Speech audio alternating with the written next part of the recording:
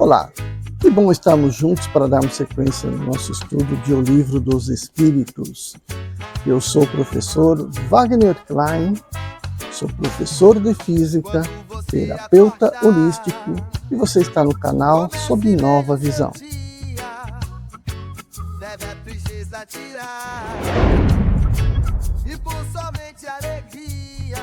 Venho aqui fazer mais uma vez um lembrete sobre o nosso trabalho.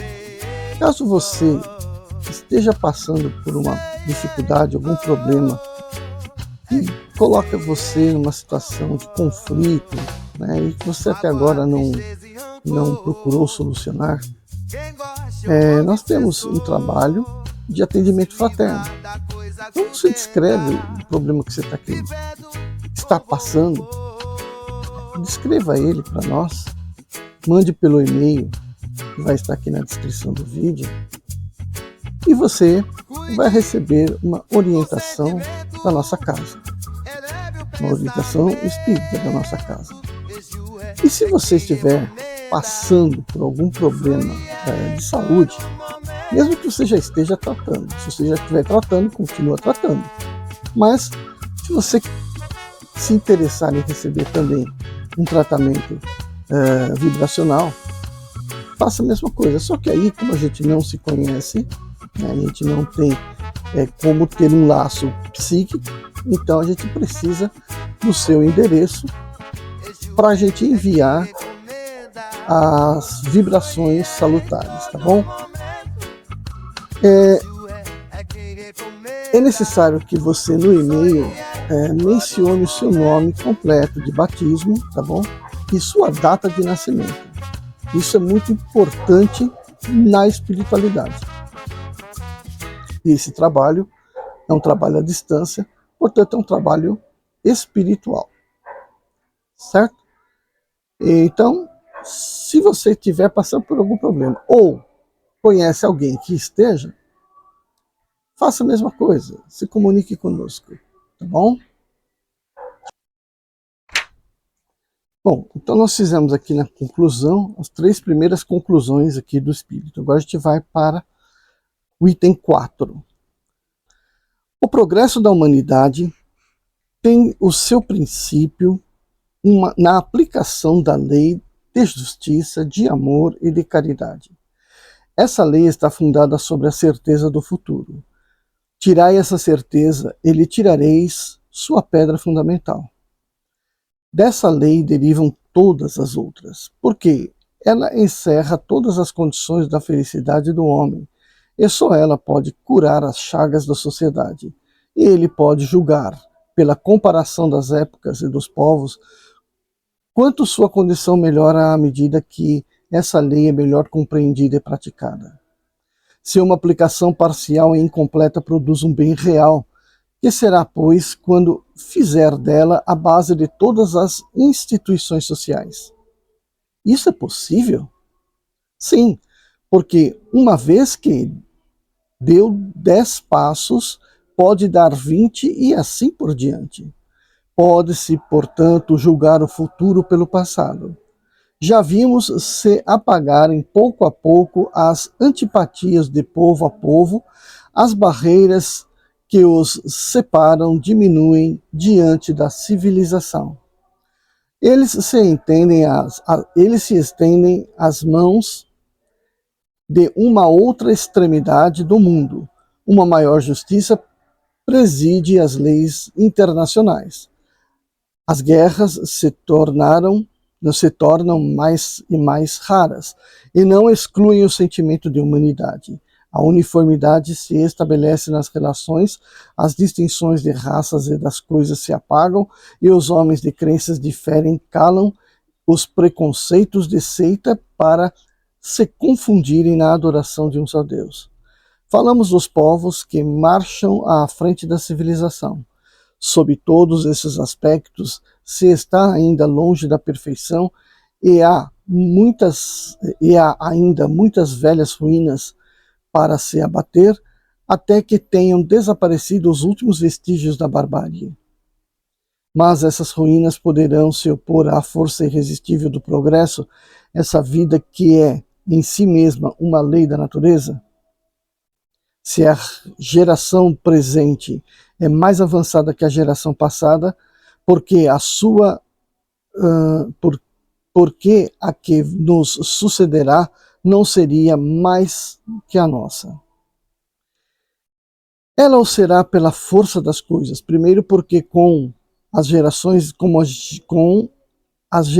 desaparecem cada dia alguns defensores dos velhos abusos e assim a sociedade se forma pouco a pouco de elementos novos, despojados dos velhos preconceitos. Em segundo lugar, porque o homem, querendo o progresso, estuda os obstáculos e se aplica em destruí-los. Desde que o movimento progressivo é incontestável, o progresso futuro não deveria ser duvidoso. O homem quer ser feliz e isso está na natureza. Ora, ele não procura o progresso senão para aumentar a soma de sua felicidade, sem o que o progresso seria sem objetivo. Onde estaria o progresso para ele se esse progresso não devesse melhorar a sua posição? Mas quando tiver a soma dos prazeres que pode dar progresso intelectual, ele se aperceberá que não tem a felicidade completa. Reconhecerá que essa felicidade é impossível sem a segurança das relações sociais, que não encontrará senão um progresso moral. Portanto, pela força das coisas, ele próprio encaminhará o progresso para esse caminho. E o Espiritismo lhe oferecerá a mais poderosa alavanca para atingir esse objetivo. Então aqui, né, falou de novo, né, uma coisa que eu já havia comentado antes. Acontece que a mudança acontece nas várias existências, né? Então as pessoas que estão cheias de preconceitos, cheias de conhecimentos falsos, cheias de pensamentos e entendimentos errôneos, né? As pessoas não modificam na mesma vida, elas vão morrer e ao morrerem, elas vão tirando esses paradigmas da sociedade e aí os novos vão trazendo uma visão mais absolutista, né, mais real. Gente, tá a igreja ali fazendo um barulhinho alto, talvez vocês escutem aí as cantorias aí no meu vídeo, tá? Vamos ver se eu consigo subtraí-la, né? Item 5. Aqueles que dizem que as crenças espíritas ameaçam invadir o mundo proclamam-se com isso à força, porque uma ideia sem fundamento e despida de lógica não poderia se tornar universal. Portanto, o seu espiritismo se implanta por toda a parte, se faz adeptos, sobretudo nas classes esclarecidas, assim que cada um reconhece, é porque tem um fundo de verdade. Contra essa tendência, todos os esforços dos seus detratores serão vãos. E o que prova é que o ridículo com o qual procuram cobri-lo, longe de deter-lhe o impulso, parece-lhe ter dado uma nova vida. Esse resultado justifica plenamente o que muitas vezes disseram-lhe os espíritos. Não vos inquieteis com a oposição. Tudo o que fizer contra vós tornará para vós e vossos maiores adversários servindo à vossa causa, sem o querer, contra a vontade de Deus. A má vontade dos homens não prevalecerá. Pelo Espiritismo, a humanidade deve entrar numa fase nova, a do progresso moral, que é sua consequência inevitável. Portanto, cessai de espantar-vos da rapidez com a qual se propagam as ideias espíritas. A sua causa está na satisfação que elas proporcionam a todos os que nelas se aprofundam e que nelas veem outra coisa mais do que um fútil passatempo. Ora, como cada um quer a felicidade, antes de tudo, não é de admirar que se interesse por uma ideia que o torna feliz. O desenvolvimento dessas ideias apresenta 3 períodos distintos. O primeiro é o da curiosidade provocada pela estranheza dos fenômenos que se produzem. O segundo, o do raciocínio e da filosofia. E o terceiro, o da aplicação e das suas consequências. O período da curiosidade passou. A curiosidade não tem senão um tempo e, uma vez satisfeita, muda o objeto para passar a um outro. O mesmo não sucede com aquele que recorre ao pensamento sério e ao julgamento. Começado o segundo período, o terceiro o seguirá inevitavelmente. O espírito tem progredido, sobretudo depois que foi melhor compreendido em sua essência íntima. Depois que se lhe viu a importância, porque toca o ponto mais sensível do homem ou da sua felicidade, mesmo neste mundo. Nisso está a causa da sua propagação, o segredo da força que o fará triunfar. Ele torna felizes aqueles que o compreendem, até que sua influência se estenda sobre as massas. Mesmo aquele que não teve nenhum testemunho material de manifestação diz: além desses fenômenos, há a filosofia que me explica o que nenhuma outra me havia explicado. Pelo contrário, só pelo raciocínio, uma demonstração racional de problemas que interessam muitíssimo ao meu futuro. Ela me proporciona a calma, a segurança e a confiança. Livra-me do tormento da incerteza. Ao lado dela, a questão dos fatos materiais é uma questão secundária. Vós todos que o atacais, quereis um meio de combatê-lo. Com sucesso? Eis aqui. Substituí-o por qualquer coisa melhor. Encontrai uma solução mais filosófica e todas as questões que ele resolve. Dai ao homem uma outra certeza, que o torne mais feliz, e compreendei bem a importância dessa palavra certeza, porque o homem não aceita como certo senão o que lhe parece ser lógico. Não vos contenteis em dizer que isso não é assim, pois é muito fácil. Provai, não por uma negação, mas por fatos, que isso não é, jamais foi e não pode vir a ser. Se não é, dizei, sobretudo, o que haveria em seu lugar. Provai, enfim, que as consequências do espiritismo não são de tornar os homens melhores e, portanto, mais felizes pela prática da mais pura moral evangélica. Moral que se glorifica muito, mas que se pratica pouco. Quando houverdes feito isso, tereis o direito de atacá-lo. O espiritismo é forte porque ele se apoia sobre as próprias bases da religião. Deus, a alma, as penas e as recompensas futuras. Sobretudo porque mostra essas penas e essas recompensas como consequências naturais da vida terrena e que nada, no quadro que ele oferece do futuro, pode ser negado pela mais exigente razão. Vós, cuja doutrina total consiste na religião do futuro, que compensação ofereceis para os sofrimentos deste mundo? Vós vos apoiais sobre a incredulidade, ele se apoia sobre a confiança de Deus, enquanto ele convida os homens à felicidade, à esperança, à verdadeira fraternidade.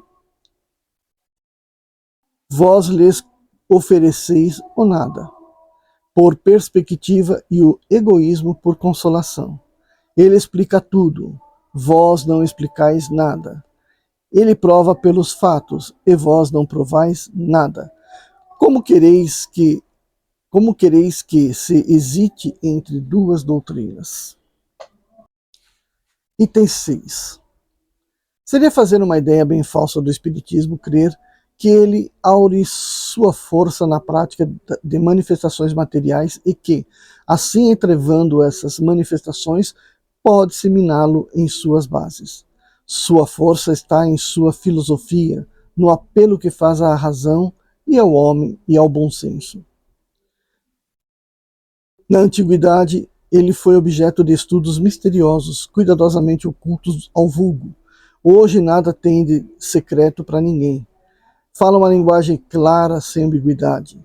Nele nada há de místico e de alegorias suscetíveis de falsas interpretações. Ele quer ser compreendido por todos, porque é chegado o tempo de fazer o homem conhecer a verdade. Longe de opor-se à difusão da luz, a quer para todos. Não reclama uma crença cega, mas quer que se saiba por que se crê. Apoiando-se sobre a razão, será sempre mais forte do que aqueles que se apoiam sobre o nada. Os entraves que tentarem oferecer-lhe a liberdade das manifestações poderiam abafá-las. Não, porque produziriam o efeito de todas as perseguições ou de se excitar a curiosidade e o desejo de conhecer o que foi proibido. Por outro lado, se as manifestações espíritas fosse o privilégio de um só homem, não há dúvida que, colocando esse homem de lado, cessariam as manifestações. Infelizmente, para os adversários, elas estão à disposição de todos, que o usam, desde o menor até o maior, desde o palácio até a mansarda. Pode-se interditar-lhe o exercício público, mas se sabe precisamente que não é um público que se produzem melhor, é na intimidade. Ora, cada um podendo ser médium, quem pode impedir uma família de, no recesso do seu lar, um indivíduo no silêncio do seu quarto, ou prisioneiro sobre os ferrolhos, de ter comunicações com os espíritos? Com o conhecimento e em face mesmo dos esbirros. Se as interditarem num país, poderão ser impedidas nos países vizinhos, no mundo inteiro, uma vez que não há uma região nos dois continentes onde não haja médiuns. Para esclarecer todos os médiuns, seria preciso esclarecer a metade do gênero humano. Viessem mesmo o que não seria pouco mais fácil, a queimar todos os livros espíritas, e no dia seguinte eles estariam reproduzidos, porque a sua fonte é inatacável e não se pode nem encarcerar e nem queimar os espíritos, que são seus verdadeiros autores. O espiritismo não é obra de um homem. Ninguém se pode dizer seu criador, porque é tão velho quanto a criação. Ele se encontra por toda a parte, em todas as religiões e mais ainda na religião católica. E com mais autoridade em que todas as outras, porque nele se encontra o princípio de tudo.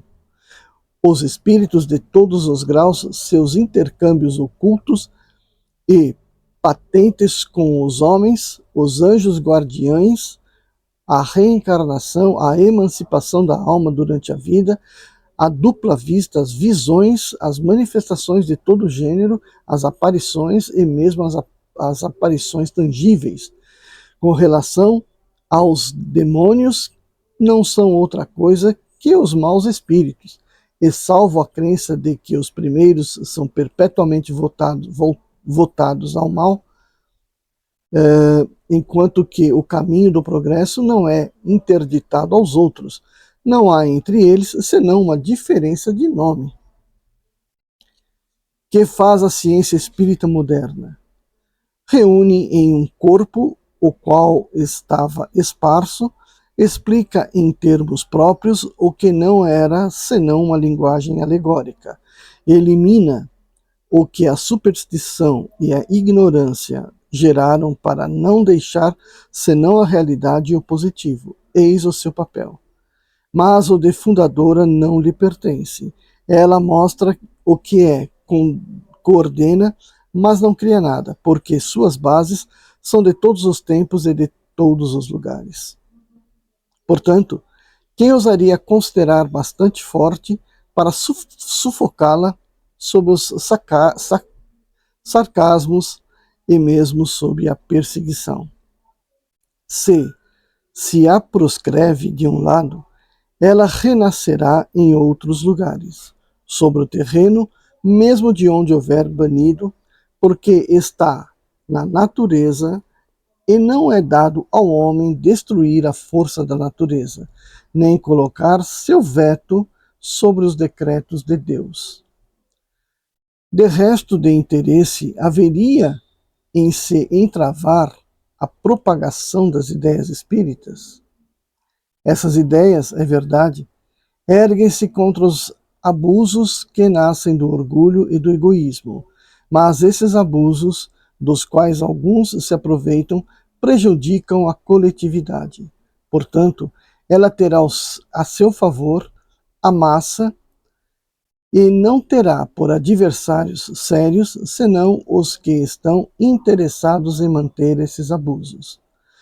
Pela sua influência, ao contrário, essas ideias, tornando os homens melhores uns para com os outros, menos ávidos de interesses materiais e mais resignados aos ditames da providência, são uma garantia de ordem e de tranquilidade.